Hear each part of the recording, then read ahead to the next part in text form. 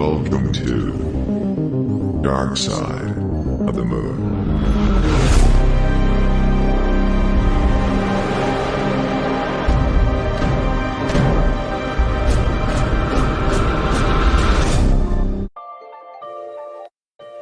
Welcome back to another episode. I'm your host, Vincent Green. And I'm your host, Noel John Toohey.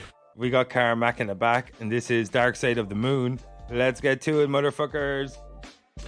Love will tear us apart again. All right, no, we're back with the Marvel Phase 1 series, and we're going all the way to Asgard, but we do not trek there alone, because if we're going to travel through from Midgard all the way to the realms of the Norse gods, of course we're going to bring along a fucking beast of our own. Yeah. That is Baish Benford from the fucking Return of the Craigs. Hey, Baish, how's your face? Oh, it's beautiful. It's great. It is beautiful. It's great. The chocolate brown. It's good.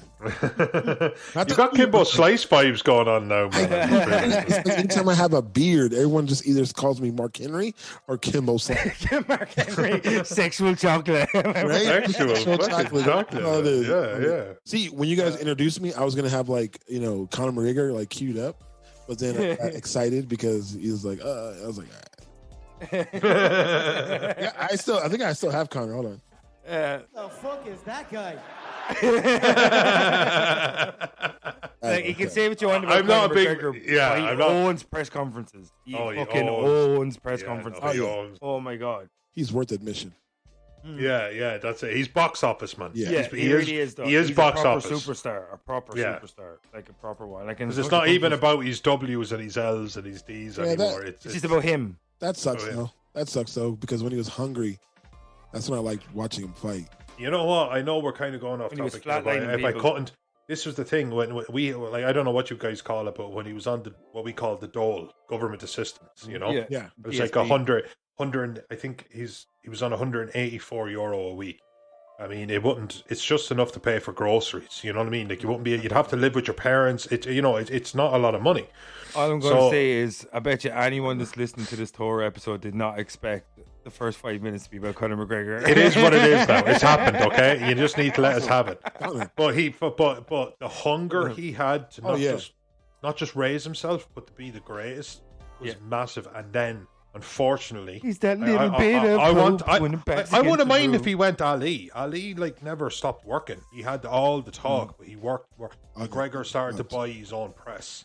Yeah. And then he lost his hunger and believed in his own greatness. Well, Here's the thing. You gotta remember, he sold his liquor for like 300 million. He sold, the fight was, Mayweather, which should have never 100. Happened. Yeah, which should have never happened. He should have never fought him. It's the equivalent of a boxing novice fighting. No, but boxing has been cheap.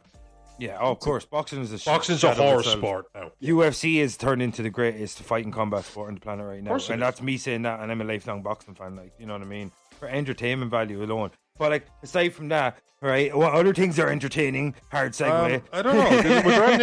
Was there anything entertaining in the mid-Mayish 2011 region? Do you know what else is marvelous? Not Thor. Whoa. Whoa. Introduce it, Vinny, and then we're going to come straight to Baish because he's gone in negatively against Thor. I will. Yeah, no, so we're here to talk. We're here to talk Thor, and we've been doing this Marvel Phase 1 series. We've already gone through Iron Man, Incredible Hulk, Iron Man 2, and next up, of course, we've gone through all those little the opening chapters, and the next one was the real one where Marvel is this chronological, this is the world we have that's extended outside the real world. Everything so far we've tried to contain within a plausible reality. Now this is something completely different. This is fantastical. This is, as you said, mythological, and it's complete sidestep from Marvel. The way they say this is them testing the waters for the more far-fetched projects along the way, and that's why it's so important, because they go back being very grounded again with Captain America: First Avenger. But so this was them testing the waters and just seeing how open people were to different facets of the MCU. So, Baish, you go on your tirade there real quick. Okay. What did you not like about Thor, apart from his eyebrows? Was what I've coined on ROC is dog shit. I mean, it was boring. Okay, so we're supposed to believe this happened over a 3-day period. Yeah. Thor was Yes. a great warrior, then was unworthy, and then worthy again, and everything was awesome. And he's like 1,500 years old. So Yeah, that was like, I'd imagine there was some lulls in his existence. So How's that was he never- quite a 3 days. Yeah. How's he never been a dick? Like, that's my. Yeah, He's 1,500 years old. He's never been a dick. Like, let's. Yeah. And then he comes. How come a he's little bit so war hungry now? Yeah, it's just for me. It was too boring, and I think it was more the things like I'm a big believer in letting people push out their personality, like in any facet of what you're doing. So Chris Hemsworth being Thor, you should have let him push out his personality. Which you see in the later movies. Yeah, in like Ragnarok and that kind of stuff, that was more of how he actually is. But for Thor, More grounded in the role, though, wasn't he? You know, Thor 1 was just seemed like, hey, we did Iron Man and Hulk and all that kind of stuff. We're gonna do Thor. The storyboard's gonna suck ass. The actual acting for me is gonna suck ass. It's gonna be slow and lulling, and you're gonna like it because it's Marvel. Yeah. Well, I don't know. For me, it was the only Marvel movie of all the 20 odd that come out now that I've seen in 3D. And like, I have to say, it was glorious in 3D. That Einstein Rosen Bridge, when they were going from Asgard and stuff, I just think the spectacle in comparison to what came before it was like next level. The way Asgard looked, the way the armor looked, the destroyer. We actually started to see the MCU expanding. I love the Destroyer, I have to say. I know it can't be a big bad guy because there's no personality there. There's no anything there, but it was a fucking cool scene. Yeah, I think the major flaw for Thor, in my opinion, something Baish I said to you on Facebook the other day, I think, or maybe yesterday, that it focused too little on Laufey and the Frost Giants. Yeah, I think they were incredibly compelling. Why have it on Earth?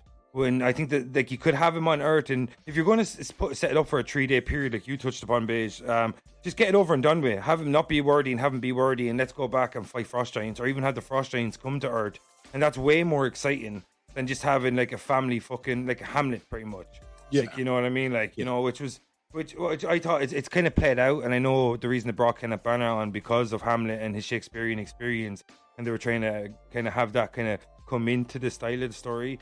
But at the end of the day, I think even Branagh said this, that he should have had more action, and the Destroyer scene should have been longer. But I just think the Frost Giant should have come to Earth, and we could, like the way the Dark Elves kind of came to Earth a little bit in Dark World, which is a shit movie, which is not a shit movie, but it's a shit low movie. power. No, you're right. It's a shit movie. I actually thought Baish has been hard in this film, but Dark World was a shit movie. Like, I'm going to pick my battles, like,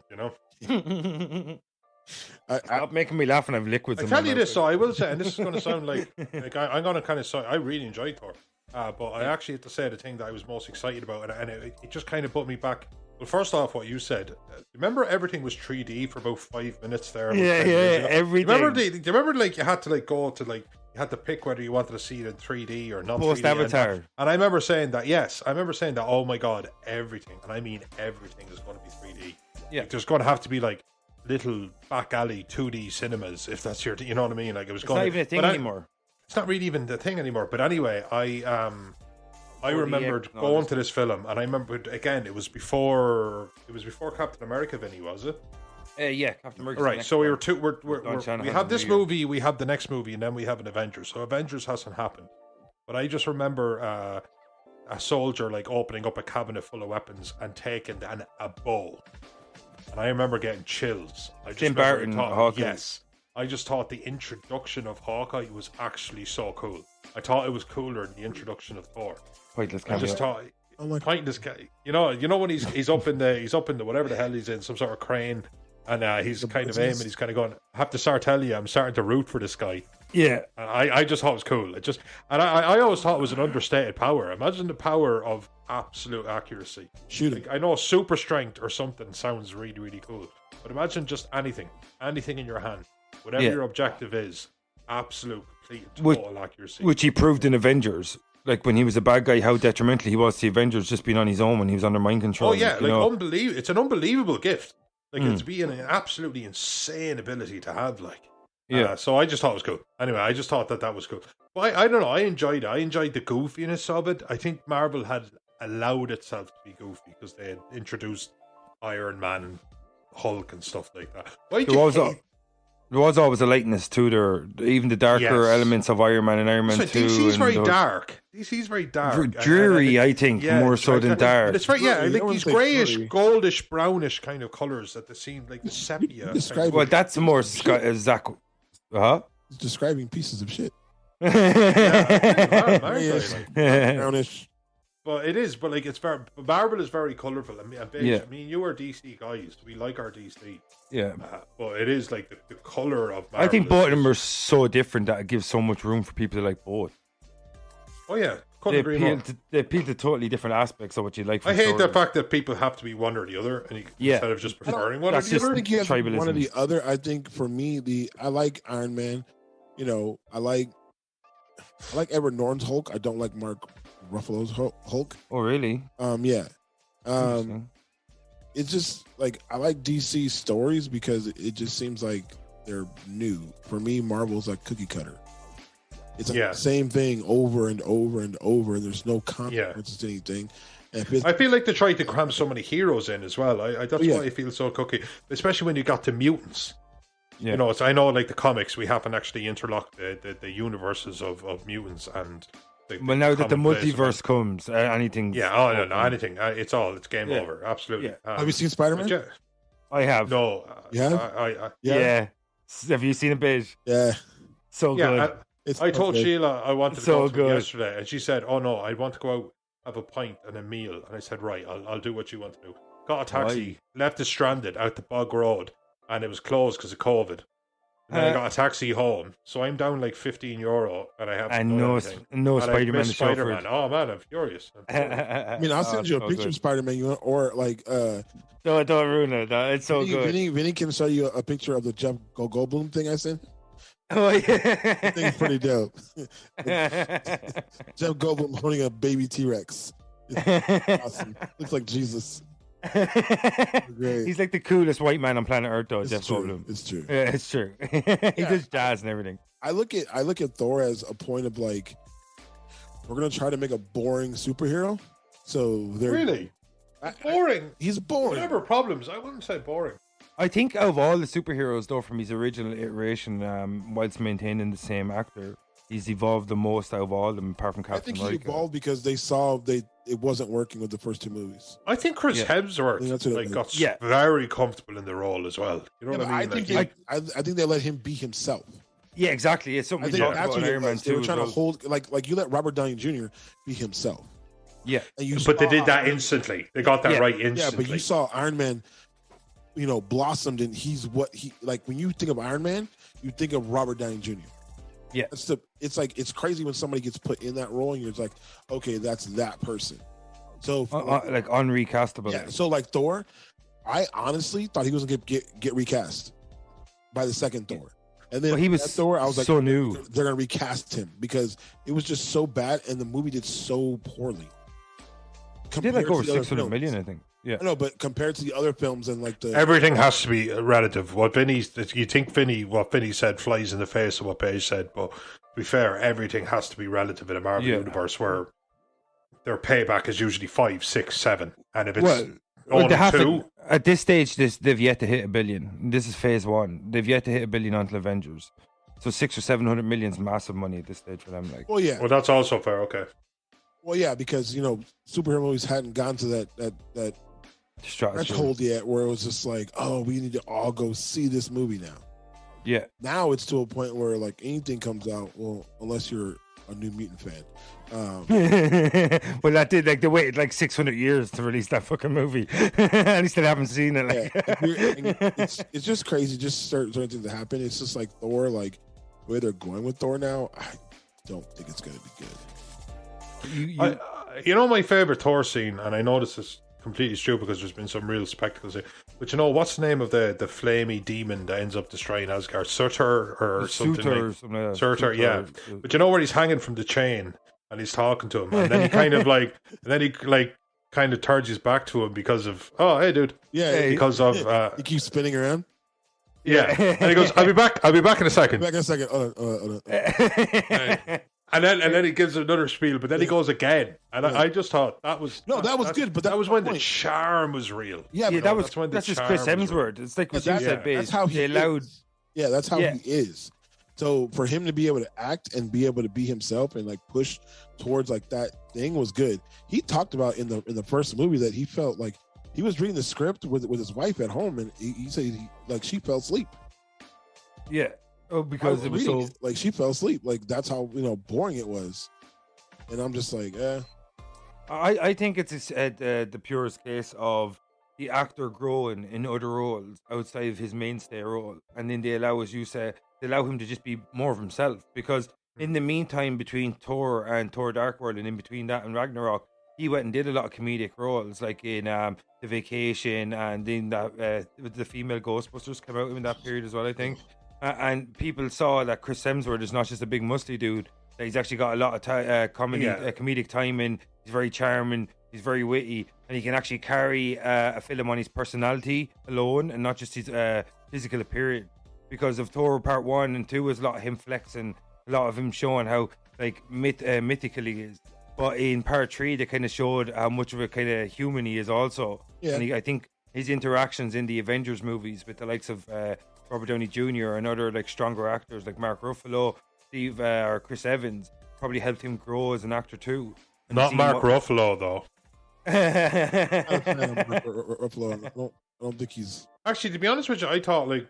I thought Mark Ruffalo was just a non-event. I just thought he's a very good actor. Yeah. But because obviously the differential between Bruce Banner and Hulk is not the differential between Clark Kent and Superman, where it's just feels like these two sides of a coin. But like the Hulk is this abomination creature.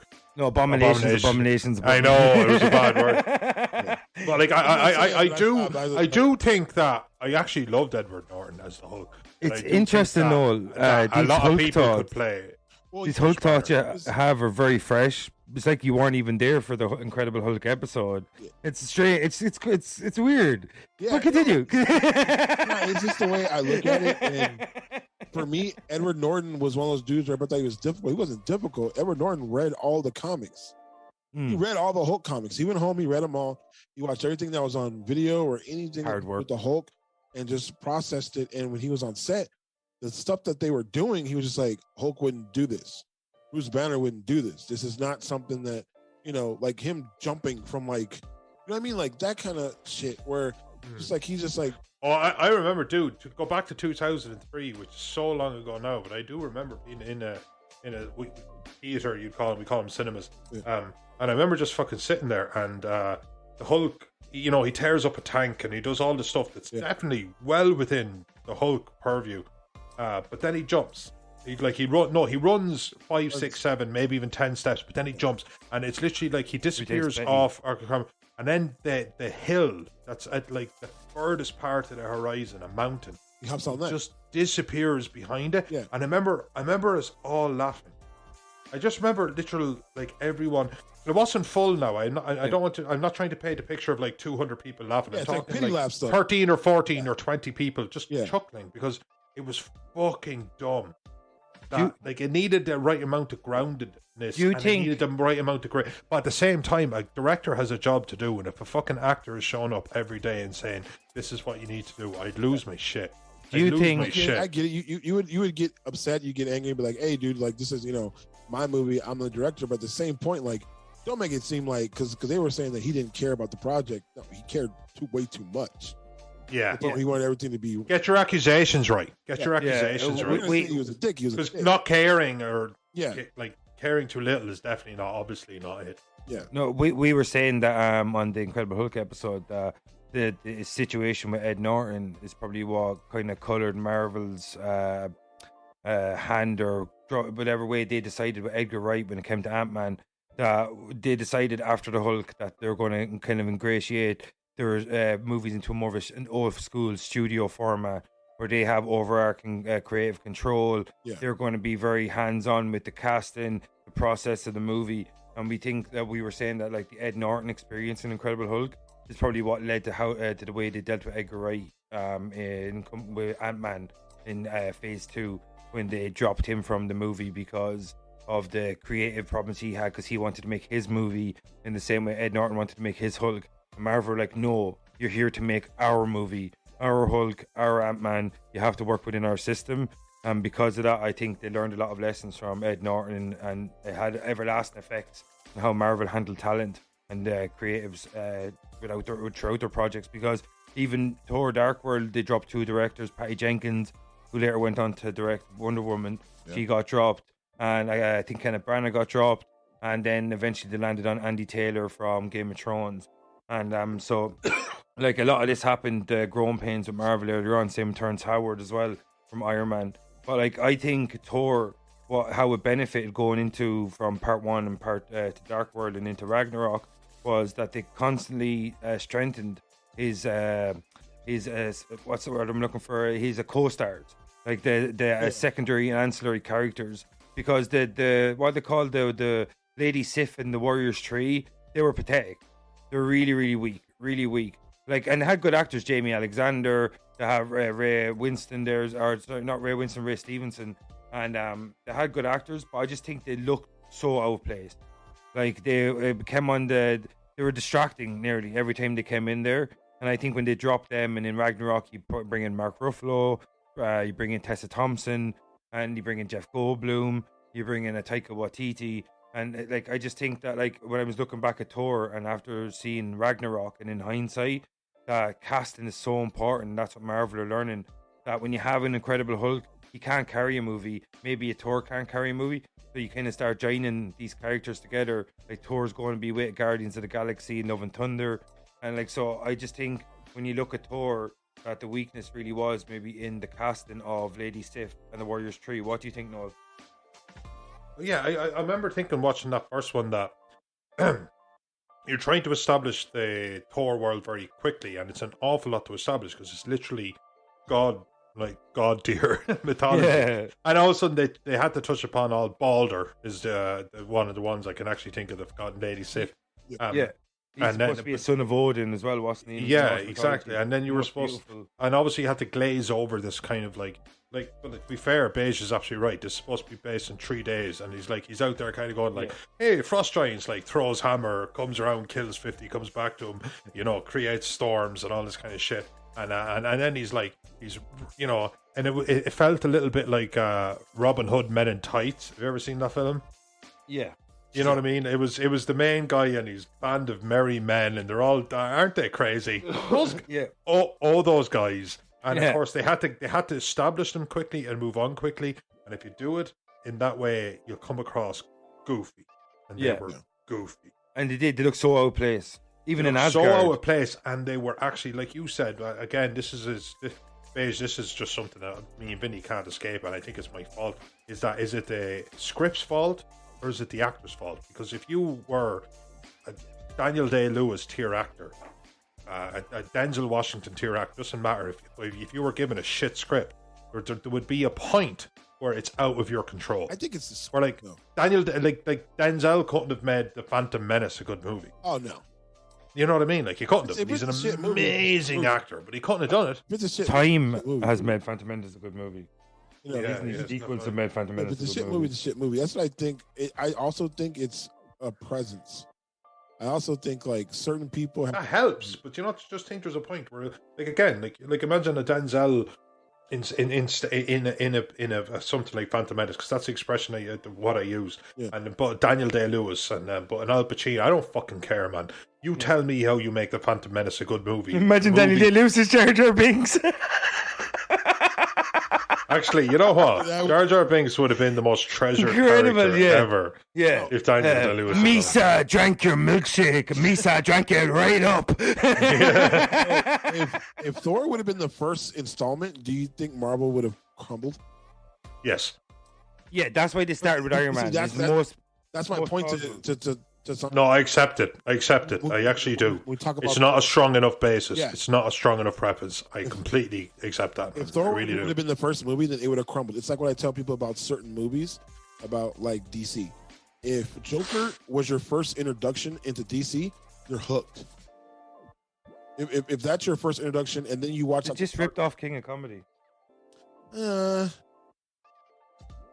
Joker's a good movie.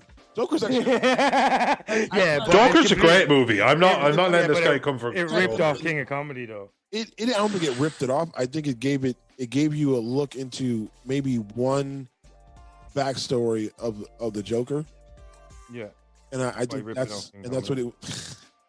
If the Joker was Robert De Niro in a 1980s movie called King of Comedy. Yeah, but I thought that was great that Robert De Niro was, the talk show host, and he's the one who got popped. You know what I mean? Yeah, it was nice to include him while they were ripping off his movie. Yeah, I thought it was really. That's what I'm saying. Certain movies will get you hooked. It's just like I said, like Thor to me, Chris Hemsworth can't hold an audience. I think his co-stars and good writing, because Tiki Waititi. I think he learned to. I think if Chris Hemsworth had been. He was very new when Thor came around. He was very new. Like even now, I don't think he can hold a movie by himself. And that's why they keep propping him up as strong co-stars. Exactly, that's my point. Like Robert Downey Jr., if you put him in a movie, he can hold up a movie. Robert De Niro, Leo. I even think Jonah Hill can kind of do it a little bit, not to the point of like those other guys, but close. Yeah. But so entertaining, Jonah Hill. So entertaining, right? I just think Chris Hemsworth's not that dude, because in the girls Ghostbusters, they tried to make that the selling point of It was girls with the sexy male, assistant. Like Chris Hemsworth, it was a flip of the. I think Chris Hemsworth's more charismatic than The Rock. I think he's a better action star. I think he's that happened. Hey, hold on. I think he's a much better actor all around. All right, I'm sorry, but I'm grabbing a beer. This is going to be too epic, and I'm not going dry. Let me get this. I'll wait for come back. That is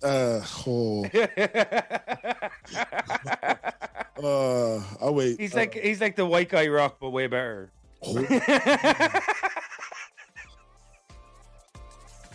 Yeah, you heard it here first, folks. Chris Hemsworth is more charismatic than The Rock. Yeah, and a better actor because he actually acts when he's doing. That's what she said. Oh my God, that's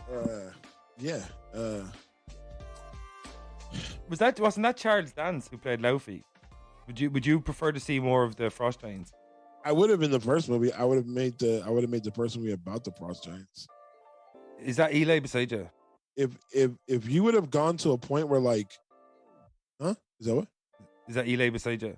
Yeah, this little boy beside me. Yeah, that's Eli. She makes coming in nicely. She makes coming in nicely. I like it. Coming in nicely. I shaved my ass, and I threw some hair on his face. That's what that. Okay. All right. So you say Chris Hemsworth has more charisma than The Rock? 100%. Are you fucking serious? See, even Eli's laughing. The Rock just plays The Rock. This is a guy. Rock just plays The Rock, but the question is charisma. No. Yeah. Okay. This is the same guy, The Rock, who was in a stadium full of people, and they hang on every word he says. That's charisma. True. This is a guy who goes on the screen, and Rampage. We talked about this in our episode.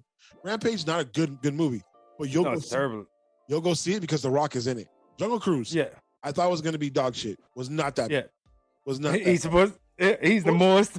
most Hawaiian looking Spanish dude I've ever seen. That's all I'm saying about Jungle Cruise. But it was a good. But it was a good. But it was a good thought into it. That's what I'm saying. Like, give me a movie with Chris Hemsworth that's not with a bunch of all-stars, co-stars, people with him. That's good. Extraction. Huh? Extraction. That was a really good action movie.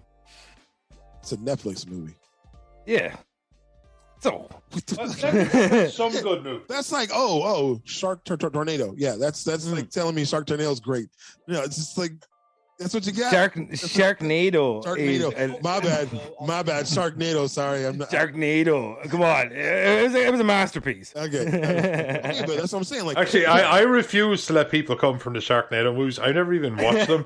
But if ever there's a self-aware film, it's fucking Sharknado. Yeah. You have to give it to Sharknado. Yeah, it's not under any illusions about what it is. They know they got like Tara Reid. They know that it's bad, so they're just like, let's go into it. But back to you. Like talking shit about The Rock. I'm just like I loved the earlier Rock when he played characters, but now he just plays the Rock.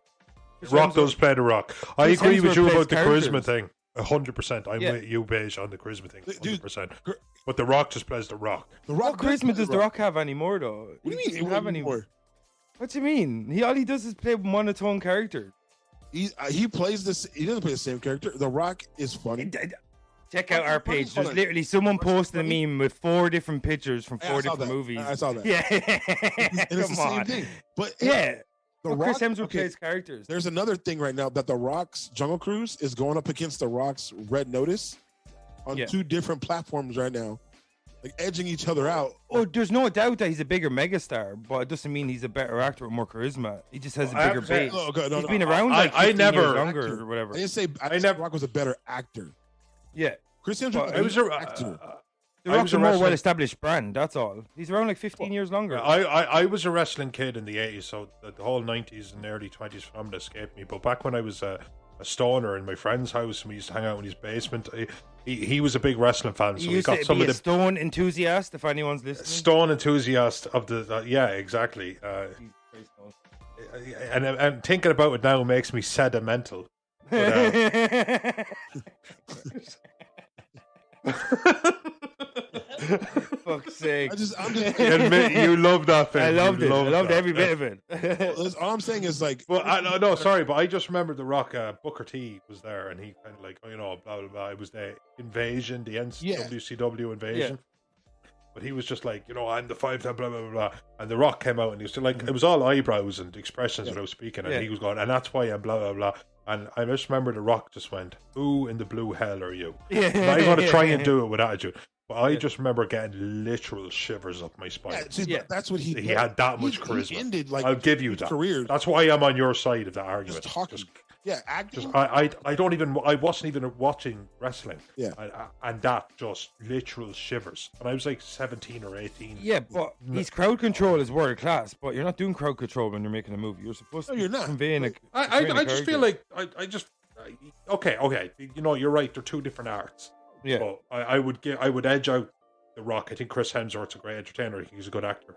But The Rock has got very monotonous. But I think in terms of just charisma. You know what The Rock is? I think The Rock could talk me out my pants. You know what The Rock is? is? All I know. The Rock is a Nike. He's just a Nike runner. He's just a brand name. He's just the same thing over and over again, just repackaged with a different written on. So it's like Air Jordan, this, that, and ever. There's pretty much the identical runner every time Nike do it. It's just a brand, and that's what The Rock does. It's just Dwayne Johnson, Skyscraper, Dwayne Johnson, Jungle Cruise. It's pretty much him playing the same character in a different situation. I'll keep it short. That's not acting to me, I'll keep it short. Here's the thing with The Rock. If we're talking about Eli coming in from the back, motherfucker, he's not. But he got charisma, and just because he's on a screen, you want to watch him because he's entertaining. Of course, you're going to be entertained. But if we're going to be comparing about Hemsworth as an actor, absolutely, that man can act. He's a great actor. Yeah. And there are some actors like William Dafoe. That man, when he's on the screen, he will take. You're going to. Do you see Spider-Man? No one's ever seen his Spider-Man movie just yet, but it's all over the social media that he wowed everybody owns up. it. So he owns it. That's my 50 cents before I get it back to work. But I'm just letting y'all know, The Rock, you already know he sucks his dick. So I've never been asked. But if you were, oh shit! Feliz Navidad, Eli. Before you go, Feliz Navidad. Okay, yeah, I would. Tell him Feliz Navidad. That my wife couldn't hear, but like I have his shoes. I have his clothing line. Everything.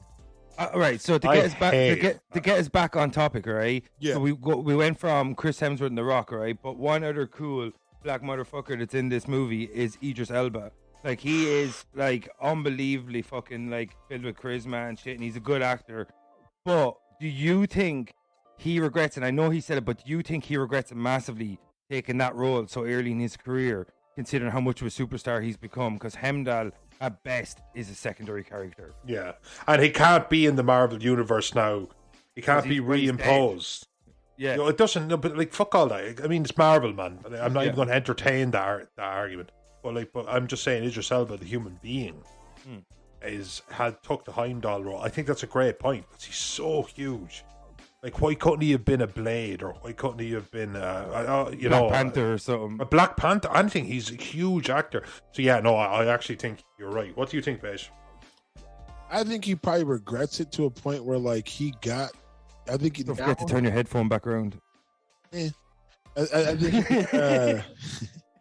I think he. I forgot about it too. So I just looked. I just seen it there. Now you got me all fucking subconscious about this. Yeah. There we go. You'd appreciate it later. No, but like, so I think he does regret it that he can't be back in there again, unless you just completely just like Heimdall doesn't like exist, and he didn't exist, and we're just forgetting him. Unless the multiverse him back and make him bigger. I think DC recruiting him and him being in DC now, I think it doesn't really matter anymore. I think they did waste him though.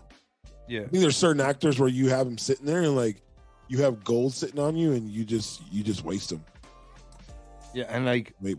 You even DC used him in a small role as well. Like he's like, for such a big actor, you think he would have a bigger mantle attached to him. Like, I was like, what? Like, who did he play in Suicide Squad? What was his character's name? Like, Bloodsport.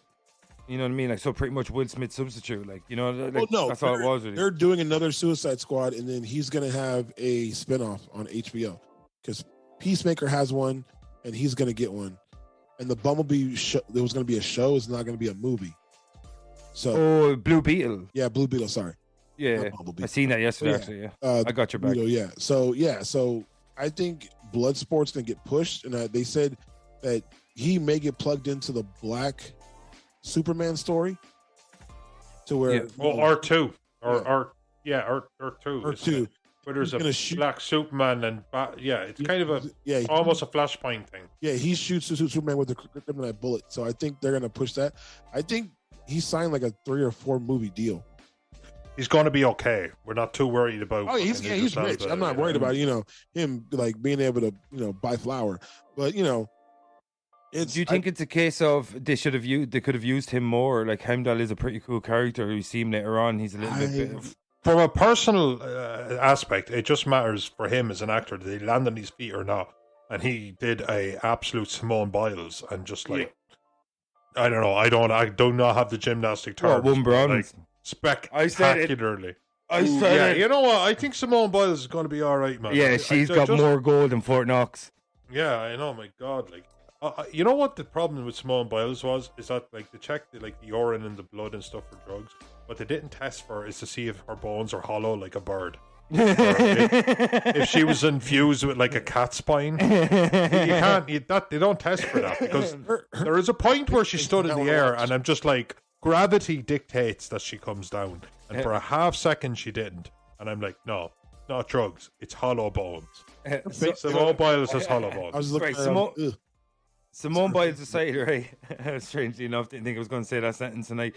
But all right, so Simone Biles aside, right? One thing we touched upon, right, is the supporting cast. We already mentioned Lady Sif, the Warriors 3, and we already mentioned Idris Elba and how he might have regrets taking on such a tertiary, secondary if not tertiary role in Heimdall, and how he maybe could have had a more meteor part going on into more Marvel movies that came out. But also very important to the part to Thor. For two people, for two totally completely different reasons. Aside from Odin, his father, is Jane Foster, played by Natalie Portman, and Loki, played by Tom Hiddleston, who makes his, I think it's feature debut in this movie. So, what do you think of Natalie Portman as the love interest, Beige, and what do you think of Tom Hiddleston as his brother Loki? Before we talk a bit about Odin and Anthony Hopkins, Tom Hiddleston as his brother is a perfect casting. I don't think you could have. He went for Thor. Yeah, he did go for Thor. Yeah, and he didn't get it, but I think him getting Loki was the best thing that ever happened to him. He's even said it. Blessing in disguise. Yeah, it's just like people love Loki more than they love Thor. More layers. You amongst them, I suspect. Yeah, I do. It's just like his acting and the way he portrays it, it's like it feels like it's him. Like you can tell when somebody reads a script and they feel like it's them coming off the page. Do you think so that Tom Hiddleston was actually probably quicker to adapt to the role of Loki than Chris Hemsworth was to Thor, and we saw more of him in the role much quicker because it took Hemsworth 3 movies, or maybe 4 or 5. I think when you have a character that's I think there's certain aspects of acting, and I'm not an actor, and I'm not. But like when you get the shocking hour. But when you get to be like sneaky and just like overt thing. When you have to like sneaky is not nuanced. Deception is not nuanced. When you get to be these things, you really get to, I think, show your chops in a very easy. I just think it lends itself to that easier. Yeah. Easierly is a new word. I'm not walking it back. I didn't know if that was an Irish word or something that should. No. Easierly is now. If this isn't the hashtag of this episode, I will fight a man. Not Baish. I'll fight Vinny. Yeah, mate, text me. I still lose, but I'm just definitely not going to fight Baish. I'm going straight for the knee, dude. I'm going straight for the knee. But I think Tom Hiddleston was able to put his stamp on it so quickly. Because he got to play such a deceptive and such a sneaky, backhanded character, and I think that just, when a bad guy gets just like look at Christian Bale did a real good job as Joker, but look at Heath Ledger's. Christian Bale was a great Batman, but Heath Ledger's Joker straight out the gate was just so phenomenal. Iconic. And he went for because you got to play all those. You didn't have to be nuanced. You didn't have to pretend that you were like a journalist by day and a Superman by night. None of that. You just got to be like. In fact, in the first scene that Heath Ledger played, who's Alfred the Butler? Michael Caine. Oh, Michael Caine. Thank you. Michael Caine forgot his line. Yeah, he actually forgot his line because some men just want to watch the world burn. But Heath Ledger came out so strong that he forgot his line. Yeah, and Heath Ledger just literally acted through it, and I made up a line or responded to a line that wasn't said or asked himself the question. I don't know. He just did it God tier, and I do think that, like you said, Tom Hiddleston says that it was the best thing that ever happened. I think you're probably right, because in terms of being an actor or something like that, you forget how good it can be to be the villain. Yeah. Baish, would you say that Tom Hiddleston is more irreplaceable as Loki than Chris Hemsworth himself as Thor? Yeah. I think if you replace Vinny, would you say that? If you would, I think people would be. Would I say that? I'm sorry. It's just that you've come to Chris Hemsworth. Like Baish, sorry, Baish. Chris Hemsworth. Finish that thought. That thought. On his face, on his chest, on his hands. Like I found myself to be wordy many times. You've come to Vinny. You've come to Chris Hemsworth's defense. Not defense, even offense. You put him out there as being more charismatic than boss. Yeah, definitely. You're a director now, and it doesn't matter whether you're a personable or your preferences. Let's just say for Kevin Feige or whoever. Who do you think's more irreplaceable? And Loki, Thor, Chris Hemsworth, Tom Hiddleston. Honest question, honest answer. Tom Hiddleston, because he's the better actor. There you go. There's fewer Tom Hiddlestons than there is Chris Hemsworth. But even that, there's very few Chris Hemsworths. I can find a big. You can find a big blonde dude and teach him how to act. But Tom Hiddleston, there's something extra about him. The way he captures a moment, the way he holds a scene, the way he kind of gives his character these little shades of grey that, like, you feel for Loki, because even though he's committing this massive deception against his brother and his father, and he's like pretty much what's the word I'm looking for? Treason, where he's trying to it's like a coup pretty much. Yeah. But even that, his motive is quite like Killmonger. He was kidnapped. His home was invaded. He was taken from his home. He was lied to his whole life. The deception was what's the word I'm looking for? Where you're perpetrated. The deception was well perpetrated against him long before he ever deceived anyone. Yeah. So isn't there that grey area where sometimes what a bad guy does is so undeniably bad? Yeah. Where what would happen to your psyche if that was put on you? What would Baish do if somebody hurt his family? Would it be a disproportionate reaction? What would I do if somebody took me away from my family? Would it be a disproportionate reaction? And even though Loki's undeniably a bad guy, especially because of New York, it's iconically a disproportionate reaction. It's genocide. But they actually managed to work his character back, which I thought was some of the best. I just realized Thor and Black Panther, the storylines are very similar. Yeah. Like really similar. They are. When it comes to something like race and kind of human existence that we can measure, versus Jotunheim versus Midgard versus, you know, obviously we get the most fantastical words around it, so it nullifies the storyline. But you're right.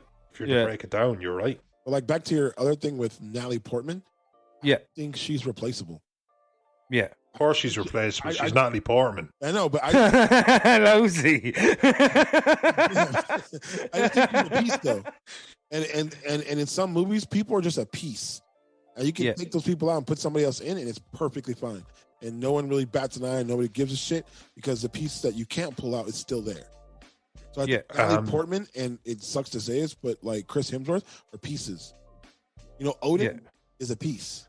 Yeah, I'd put Chris above that. To be fair, I'd put Chris Hemsworth well above that. Tom Hiddleston is the only one that I think in that Thor universe that's not, and Hela can't fuck around. I think both of them are irreplaceable. Yeah, like Hela and Tom Hiddleston are like, if you continue. Kate Blanchett. If you continue. Maggie Gyllenhaal and Katie Holmes. Ugh. You know what I mean? Rachel Dawes in Batman. Like Batman was supposed to be. Batman Begins was such a grounded film, like the most grounded a Batman could be. But they still said that Katie Holmes was so kind of unbelievable for what they needed her to be in the second film, which was more of a kick-ass, badass character. But Katie Holmes was so just not that they literally just took her out and they booked Maggie Gyllenhaal in. And it didn't take me out of it because Maggie Gyllenhaal is just such a in stronger Katie Holmes' actor. defense, though, she was kind of like in the Tom Cruise Scientology of it all, though at that stage, wasn't she? Like, brainwashed. But Batman Begins, I don't like that movie. You wasted one of the best actors, Cillian Murphy. Cillian Murphy, Cillian Murphy. Cillian Murphy, sorry. You wasted him in that movie, and like, but he was new then as well, like. I know that's the thing. He's like a great actor. Like if you haven't seen terrific actor, Blinders and other stuff he's done, it's like he's like, to me, wasting him like that, and then the way how bad that movie was. Some people like Batman Begins. I didn't like it. It to me, it's just more or less like it's like the Chris Hemsworth thing. I could take Christian Bale out of there and put somebody else in there. And not feel like you've lost anything. If you both of you said the Chris Hemsworth, and I've also said it, so who would you have recasted as Thor? Or like The Rock? Nah. Eastwood's kid, I can't remember his name. Scott Eastwood. Scott Eastwood. I'd put him in there. He's an actual good actor. He's not very big, though. He's an actor. You know, I mean, you'd have don't underestimate how big actors can get. Yeah, you know what I mean. How like, big they can make Hugh him Jackman look is not like a beast of a man by any description. Yeah, every time he's Wolverine rolls around, But yeah, I would put Eastwood in there. I mean, trying to think of somebody else. I mean, if you were gonna do it, Armie Hammer. Yeah, Armie Hammer. Yeah, he's big. He's big. Likes to taste the human flesh as well, I hear. Yeah, what the fuck? Like, yeah. Not crazy. Yeah. Hannibal. Maybe be a good Hannibal. I don't know. He has the chops for it. He does eat people. So, but yeah, I think you could replace Chris, and that's what sucks about Thor, is that you like when you think of Thor, I think of Fat Thor. Yeah, Big Lebowski Thor. Like Norse mythology, like Norse god Thor. Fat Thor with like the beard and all that kind of stuff. From God of War. Yeah, that's what the new Thor, or the Fat Thor from Endgame and stuff. Yeah, like, and that's the one I liked better than the other one. And he was just like personable, and like he was like, you know, it was good. I would have met Danny DeVito Thor, and I wouldn't have apologized for it one little bit. Like, fuck you, that's why. That would be funny though. And especially in this hypersensitive world that we live in, like, I don't think Danny DeVito should have been Thor. I've been like, really, why? Yeah, I would have given. I would have been like, is it that he's not a good enough actor? I would have given the part to. It's not that he's not. It's not that he's not good enough. But what reason? Not give it to Danny DeVito. I would have given the part to Liam Hemsworth. There you go. Because I'm lazy like that. I'm just gonna give it to your brother. He looks just like you. Yeah, he actually went for the part as well, didn't he? I think he did. Yeah. Yeah. But so tore the family apart. Oh, that was nice. So we think Tom Hiddleston is irreplaceable. Chris Hemsworth maybe a little bit more replacement. Natalie Portman, as you said, it's just a piece, and I kind of agree with that. That she's just a damsel in distress, really, and that proved to be the case in Dark World. More so than anything. To be Natalie Portman. Yeah. God. But Kat Dennings, I thought, did well as Darcy, and she's charming. She's very lovable. But what's his name? The guy with the spice for cum. The fucking. What's his name? The guy who plays Dr. Selvig. Yeah. Do you know the way he has spice for cum? All he says, like literally anytime he comes, he makes a world-class actor. It's ridiculous. Like, what's his name? Stellan Skarsgård. But like, yeah, so he played the part really well, kind of that dry humor. But a big kind of part of Thor's journey, especially his relationship with Loki, is colored by Anthony Hopkins' character Odin.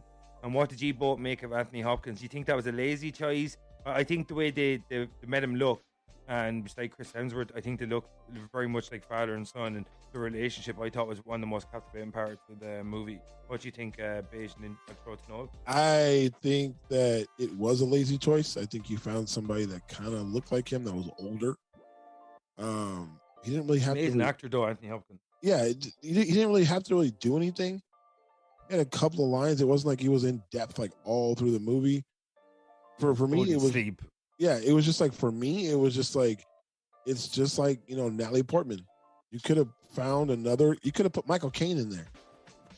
You know what I mean? Like, you could have put like another old white dude. All right, Thor. Right? Just like, oh, Thor. You aren't worthy. Yeah, you know what I mean? Like, you could have put somebody else that was kind of heavy set, that you could extend hair extensions in that are like blonde or white, and you would have had, the same aesthetic, feeling in that. Dude, they made Ray Winston a fucking Russian KGB agent. That's the laziest casting. That's ever. The laziest casting. Yeah. That's it. No, that wins Marvel's laziest casting. You said that to Black Widow, and that is so true. Like, isn't it? Oh, yeah, oh my God, there's so many good Russian actors. But like, you're having a laugh, comrade. It just like reminds me so much of Chernobyl. He's like, oh, I'm going to fucking Asgard and all this. Oh, and I'm like, you're supposed to be Ukrainian? Really? Yeah. We're having a meltdown in fucking reactor 4, so yeah. Oh, get out, prepare, because we're going to get done with the fallout, lads. Crazy. Fuck off. But so Noel, do you think Anthony Hopkins is replaceable? Do you like him as Odin? Actually, you know what? Like, here's the thing. Yeah, I suppose if you were put me to the fucking put me to the sword, I suppose I would have to say yeah. But I'd watch Anthony Hopkins. You were obsessed with Sipiku lately, motherfucker. Yeah, I know. Yeah. But if you, yeah, I know. But if you, I'd watch Anthony Hopkins make bread. I'd watch him scramble eggs. I don't care. Yeah, I just think Anthony Hopkins is just god tier actor to me. He's just one of these people. And again, I think Robert De Niro or somebody is a god tier actor, but he never, ever, ever cheapened himself. I think like the way, had the lull. And even with this, where Odin, where it's MCU, where he's like, he goes to Jotunheim and he takes. He's the Allfather. Laffy. What's the name of Laffy? Thank you. But like even then, he's still, which is Tyrion Lannister. He's still like, it was clearly wasn't his heaviest role, but he was still had the gravitas about him. And that's just how good an actor. That scene in Jotunheim, Anthony Hopkins, the scene in Jotunheim when he appears on the back of the horse, and I turned around to my missus Lorraine when we was watching it. I was like, "No, that's how you make a fucking entrance." Like, imagine seeing that in person. That's what I loved about Odin in it. Imagine that's what oozes from him, like, you know what I mean? Imagine that's what Sheila sees every time I enter her room. Like, imagine having to put up with that all of the time. Oh my God. Your glory is inescapable. I've said on many occasions. Like she's downstairs now. She's probably like, having a flutter in case I just walk into the room. Noel, you be called Noel Nolson.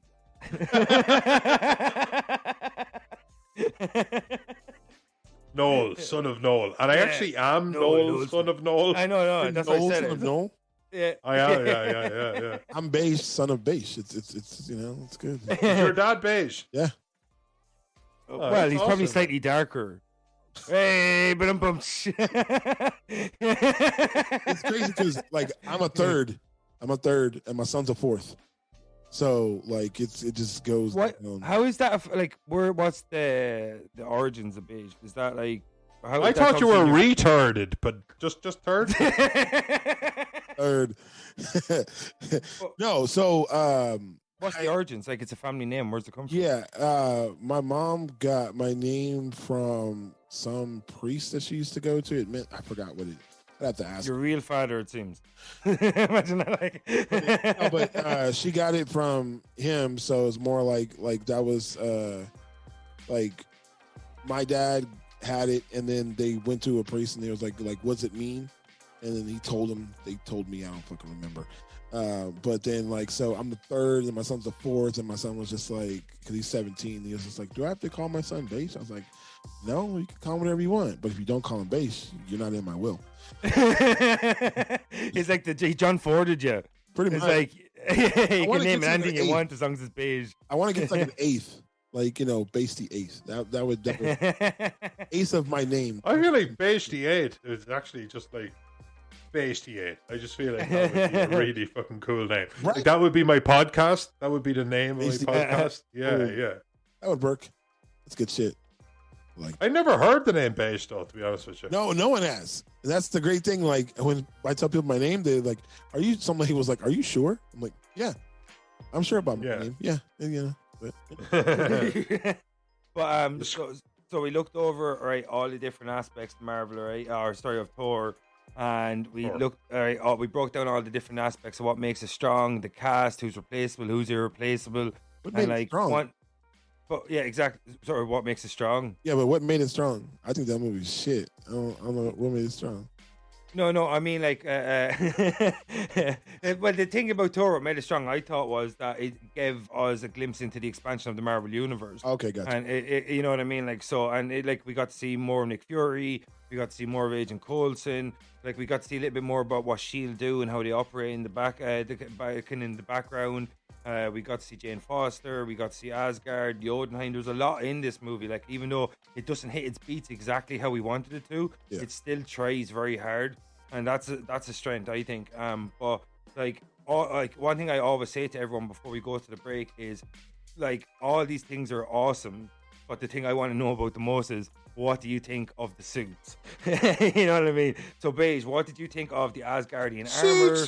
Yeah, and what do you think of Thor's suit, his power set, the lightning? How do you think they conveyed it, the battle with the Destroyer, all that cool shit? I think all that stuff, all that aesthetic stuff, everything, like the suits and even like Yor and everything else was fucking dope. I think that was the best part of the movie. Seeing all that stuff was awesome. I think Thor's suit, like I said, I'm more of like the Nordic, like, dude. Yeah, just like I want him to look like that. But besides that, I think all that stuff was on point. All that was good. I have no problem with that part. That part was like a 10 for 10 for me. That was good. How about you, Nolly? Yeah, I actually agree. We were just the last time we were together, Vin, we talked about Antlers, and I had to say that I thought the person who did the practical stuff, because I always feel like they get left behind in the storytelling, the special effects, and the actors and everything else. And I actually, like, shout out to the practical people, because there was an actual practical aesthetic to this that looked really excellent to me. Not overstated or understated. I just thought it looked really, really cool. I thought the CGI in this movie looked better than some of the more recent Marvel movies. Strange, isn't it? Like, Asgard looks beautiful. Because we move in dog years the other way in technology, in terms of technology, and like we watched Iron Man. We did Iron Man 2007, 8 was it 8? Iron Man was 2008, yeah, and Iron Man 2 was 2010, 2009, something. Yeah, and it was great, but you could just see how far it's come. Yeah. And again, we move in dog years, but I actually do think that there was just, I don't know, maybe it's just like, no matter how good special effects get, I do think that there is an aspect of love. Yeah. Shading, how exactly we approach everything, just actual ground personnel, because it's not AI. Yeah. It's technology, it's RAM, it's fucking, it's code, but there is love, and there was a lot of love in this. I thought it was a really well-rendered film. The Disneyfication of the MCU was kind of weakened in terms of its green screen capability, because Disney seemed to, like Baish said earlier on the show, was like this cookie cutter thing, and Disney's movies, they put everything on these big sets and these big green screen things and all this, and I just think, like, back then Marvel had a slightly smaller budget, they'd pour everything into Asgard when they could, but then they made like a tight set where it's just people in a room in Asgard, so you get glimpses of Asgard, but you focus more on things that you can actually build set wise instead of they haven't buried DC at this time. Yeah, they have buried DC now. Yeah, there was it's the same thing we were talking about earlier, just hunger. Yeah. No one, just people have McGregor. Sorry, I was wondering what the context of the conversation was, and it was something completely off the point during the night. But I stand by it. It's hunger. Is that and that is for somebody to absolutely perfect their craft. Yeah. And I actually thought that. You think Marvel rest under Lawrence? I thought Marvel. I loved the remember the transformation into Hulk? Yeah.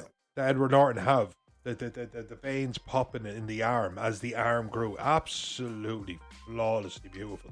But they didn't have to. So of course, but the fact of the matter is, competition drives. Yeah.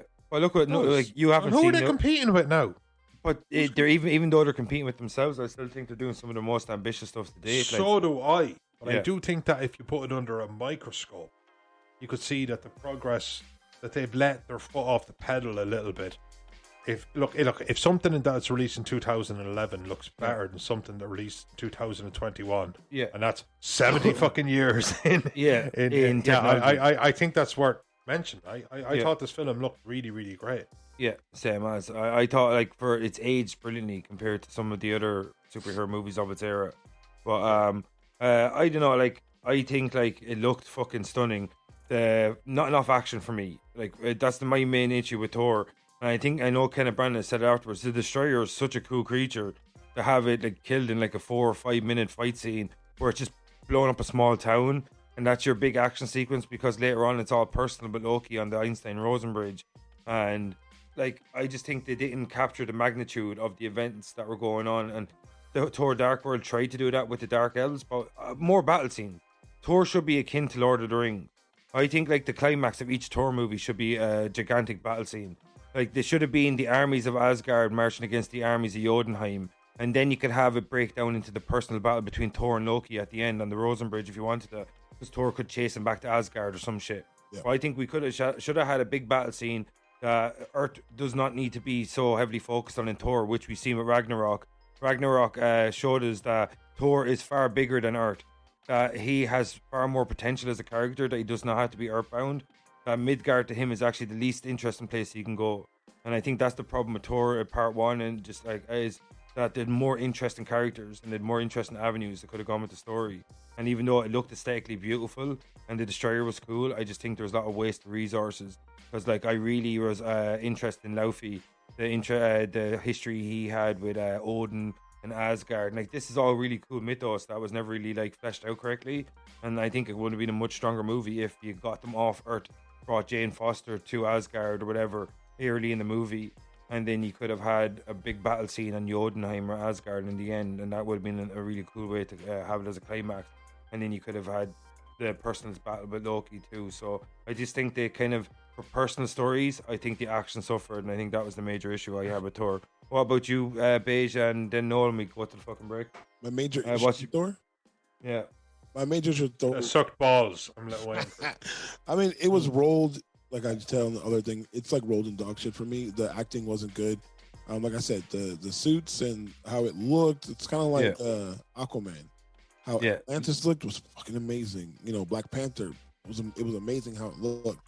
Just in Asgard, it looked great.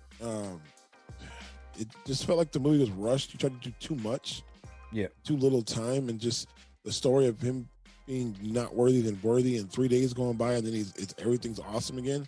That killed it for me. And just the lulls in the movie, you'd have something good happen, and then a lull for 20 minutes. And for me, it just turned me off of the movie and turned me off of Thor to a point where I had to wait until the Avengers came out to kind of be okay, Thor's kind of cool. And wait, because the supporting cast again. This is something we already touched on. He needs a strong. So you watched Thor and there was no spark. Weak sauce. That was good. It's how weak that joke was is the most proud aspect. No. Give us your what. Do you have any more issues with Thor? We go to the break.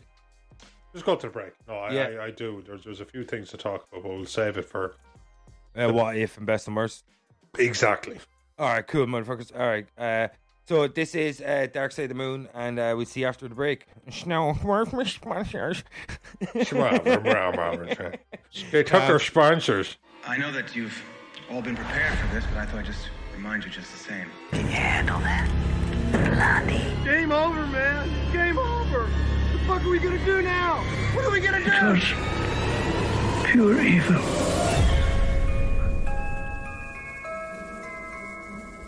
I want to buy some radio ad time. Welcome back from the break. This is Dark Side of the Moon, and so before we went to the break, we were talking about Thor and all the different aspects, minute, weak, strong, whatever. But like always, after the break, we always come back with the two segments. First, we come back with what if we were the director of Thor, what would we have changed and how we would have changed it, and then afterwards, we always do the best and worst, and then we get the fuck out of here. So, Baish, since you're a guest, of all the different aspects of Thor, what was the one thing that you would have changed if you were the director? What would you have changed? The script. You would have made the dialogue stronger. No, I would have made the dialogue stronger. I would have made it make sense. I wouldn't have tried to rush things. You gotta remember, this is the introduction to Thor. You don't have to make it. It doesn't have to be worthy and not worthy, and then worthy again in the same, movie. Same breath, pretty much. You could have just, spread it out a little bit. You were doing another Thor movie. Just push everything. You could have more battles showing him. You could have showed Beta Bill. Yeah. Even if it was a flash, like more battles, more other stuff of him, being like a warrior, him being great and understanding why people love Thor in Asgard and fear him, in the realms. They fear him because he's such a great warrior. Done something like that and not try to rush it. Like, oh, this is Thor. This is, the Warriors. This is the Frost, giants. This is Loki. This is Odin. This is everything else. And there you go. And then you're done. But yeah.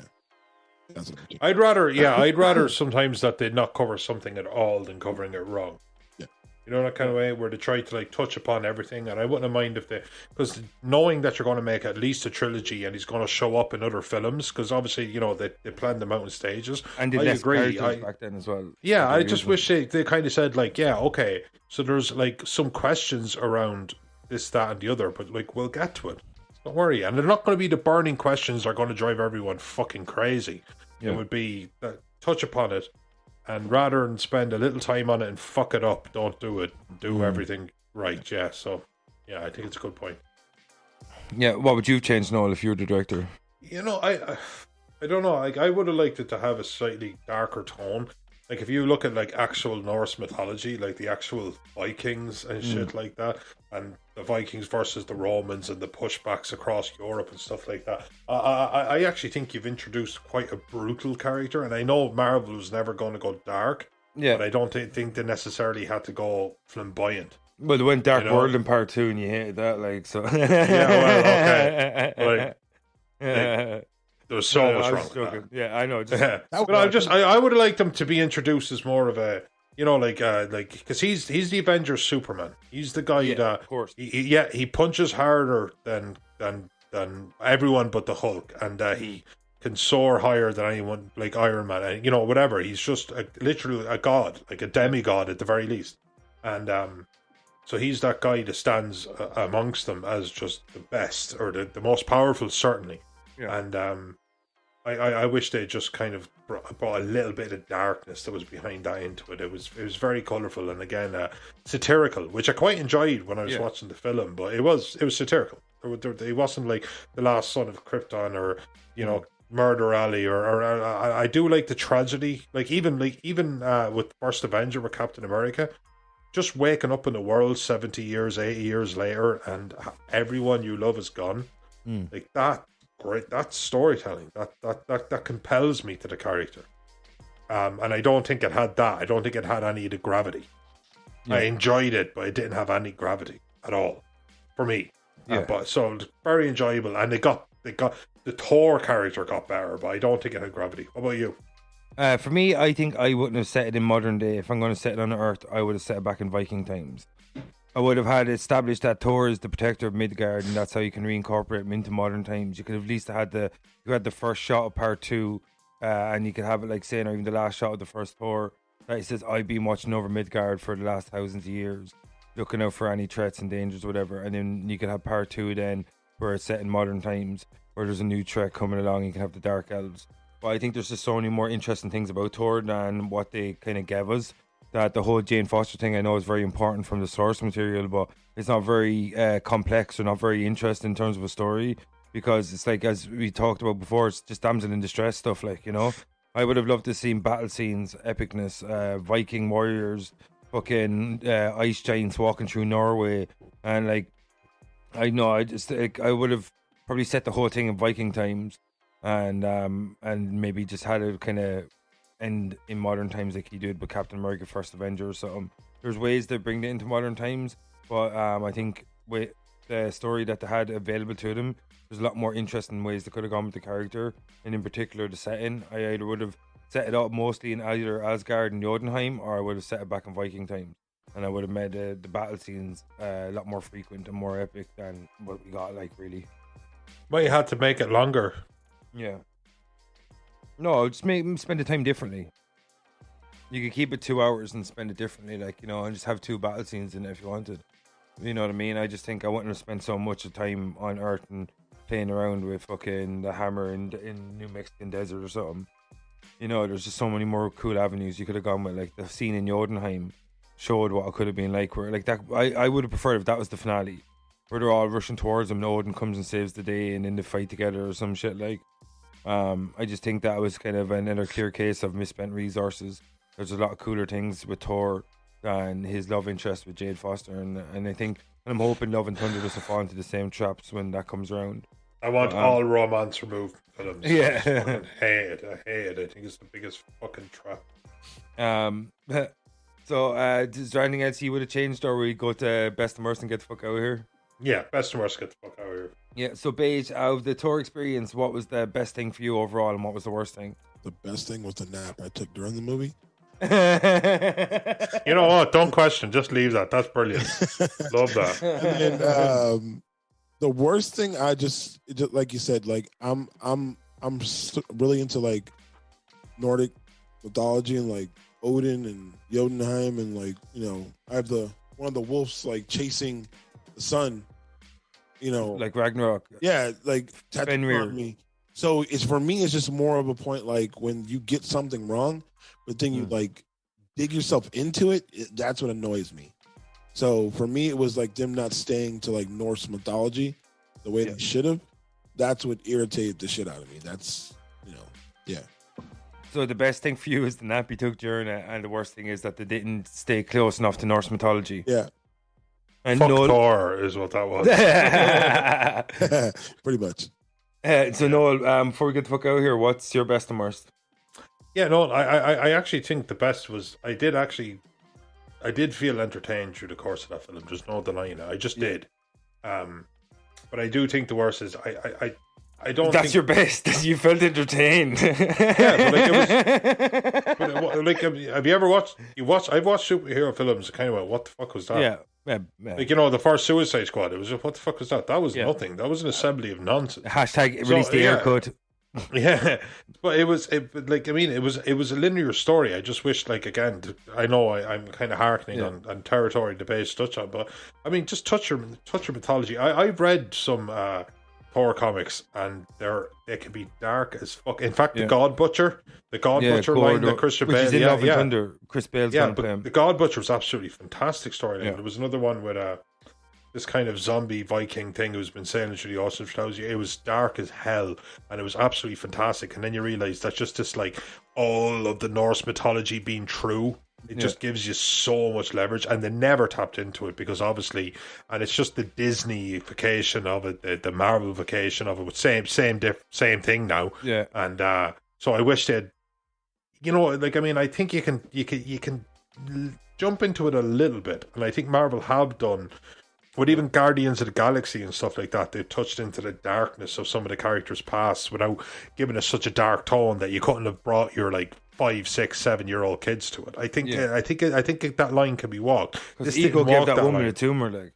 Yeah, I gave your mother a tumor. Like, that's fucking dark. That's fucking dark as shit. Yeah, and they didn't do any of that. So I do think that. Like, the Viking mythology, sorry, not the mythology, the Viking actual history is dark as fuck, and I would have loved to that I had used it, and I didn't. But that's it. Yeah, that's it. I really liked the movie. So your what you saw. Your best is that you were entertained and. Man, if the film is shit, I'm not entertained. Yeah, but like I say, you pick one aspect of Thor, and you're like, it entertained me. I think it's like, it made brain good. Is that better? Yeah, it made brain good. Everyone happy now? Yeah. My favorite thing about Thor is no one asked you. So Vinny, what was your best It's like service, Noel.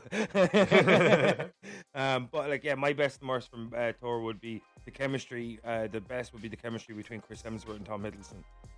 We saw straight away that the two of them were going to be the backbone of this franchise going forward, and even Marvel saw it because it was the case going forward. Because part 2, Loki was he became almost like an anti-hero.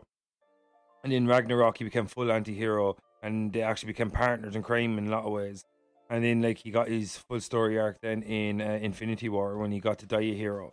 So, I think the chemistry between Chris Hemsworth and Loki, Chris Hemsworth and Tom Hiddleston, and Thor and Loki, and going forward was a massive impact from Thor, because the first Avengers movie, kind of banked on the relationship between Loki and Thor, because Loki was the one bringing the Chitauri through on the orders of Thanos, and it was their relationship was the kind of backbone of the Avengers, as well as Thor and Thor Dark World and Ragnarok, and then obviously the aftermath of Loki's death and how it affected Thor in Infinity War.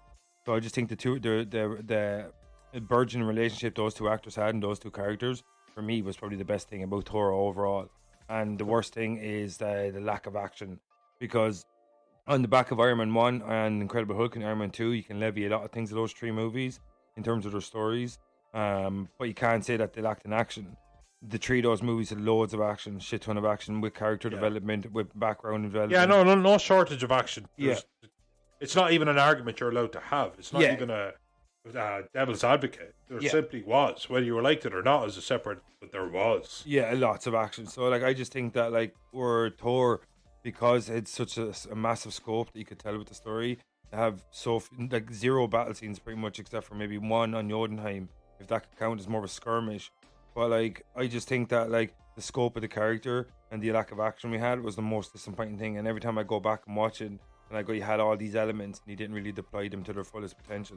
And I just think overall the lack of action, but the chemistry between his two lead stars was the best thing about it and the worst thing about it for me. Do you have anything else to say about Thor? We get the fuck out of here, fellas. It sucked. Yeah. Noel was shaking his head on a purely audio format. You fucking motherfucker. As he shakes left. Yeah. And you could have used that instead of pointing it out, which is what made it weird. You could have used those non-audio cues, man. I could be just to Noel, just he's shaking now. He's shaking. Yeah. He's shaking his head. Left to right. Right to left. So your final thoughts is, Baish, you said it sucks balls. Noel shakes his head from left to right and right to left. I've nailed it. I just think I've nailed everything today. Just shaking my head left to right, saying I was entertained. I brought the thunder, I think it's fair to say. So right, we get the fuck out of here. Okay, dude. All right, cool. So this was Dark Side of the Moon. I'm your host, Vincent Green. I'm your host, Noel John Toohey. And we got Karen Mack in the back, and that was Baish Benford. Baish, do you want to tell the folks where they can find you and what you're up to before we get out of here? Yeah. You can find us on damn near every platform for podcasting. Return of the Critics, ROC. We also have our website, returnofthecritics.com. Go there, check it out, laugh at Eli's eyebrows or Eddie being super small. Millhouse doesn't exist. He seems to be another ongoing joke. He does exist. He just, he's absent. Operates in the shadows. Yeah, he operates in the shadows, and there's Pretty Rob and the Gentleman Rob. So, we have fun. We chill. So, couldn't recommend them enough. Genuinely, actually, jokes aside, really do fucking check out Return of the Critics. Yeah, give them a listen because those boys are fire. And so, Noel, Baish, let's get the fuck out of here, right? And so, Baish, thanks for coming on. and we'll see you very soon. Hopefully, I might try to get you back for another episode of in this Phase 1 series. Get some goddamn sleep, man. Yeah, go get some sleep, dude. Baish been awake for like 6.5 weeks or something. Only been 3 days. Dog. All right, motherfuckers. See you next time. All right. Peace out, guys. Oh, fuck.